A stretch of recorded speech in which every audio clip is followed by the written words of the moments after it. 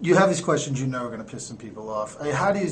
I reckon you come in with some softball stuff in the beginning, and then you sort of bring out the hardware as the interview progresses, or how exactly do you structure? In most cases, though, these were also people where I actually was interested in their more general views about the crisis and what to do about it, in part because I wanted to see how those views lined up with their personal financial interests. Mm-hmm. And I would have found it, for example, interesting and impressive if somebody who had ties to the financial industry had the courage to say in a very direct way that something needed to be done about this. And what I found, unfortunately, was usually with these people, the first set of questions was their general views about what caused the crisis, about what should be done about it, about what kind of regulation was required, and so on.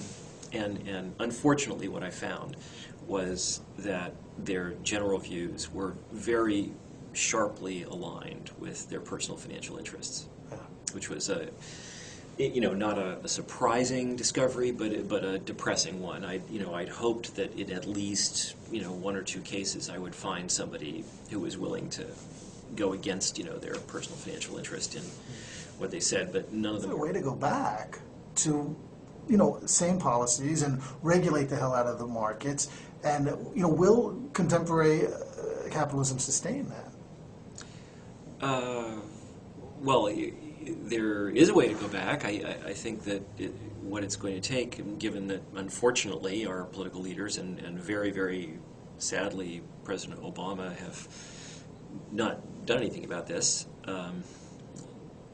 which I think is a huge tragedy, actually. I think that President Obama, when he came into office, had an amazing opportunity to deal with this problem and unfortunately chose not to for reasons that I don't know. Now it's up to the American people to get angry enough to force their leaders to act. That has happened before, and I'm optimistic that it can and will happen again. It often takes time. Many people with whom I've spoken recently have voiced the opinion that it's going to require the formation of a third party, that since both political parties were deeply involved in creating this problem, and neither of them seems to be interested in helping to solve it, that it will take either a third party actually coming into power in the United States, or the pressure of the existence of a third party to force either Democrats or Republicans or both to do something. Or Tea Party. Will the Tea Party be the solution? Is that where you're going? No, I don't think so. I don't know them well, but from what I've seen of their public statements and the candidates that they've put forward, I don't think that they represent a solution. But I do think that it is interesting that there is enough anger, even in that part of the political spectrum, that such an effort could arise. And I think it's very possible that we will see the formation of a third party, of a more kind of progressive, centrist, kind, sometime in the future, maybe soon. Or a form of capitalism that works as it has prior to regulation, as you outlined in your movie. Is there a way to return to go to a modern but highly regulated and safe financial system? Sure, and we know that because many nations have it. Most of Asia did not have these problems because they have much more regulated and much safer financial systems. Instances of sociopath and psychopathic behavior are higher in the Western world, particularly places like Wall Street, because often having a conscience there is of no use. I mean, we're going to take over this company and fire 5,000 people. Oh, I have a problem with that. Is that guy a valuable guy on Wall Street? I just wondered, do you believe that there is this sort of sickness attached to it? Or, what do you make of that?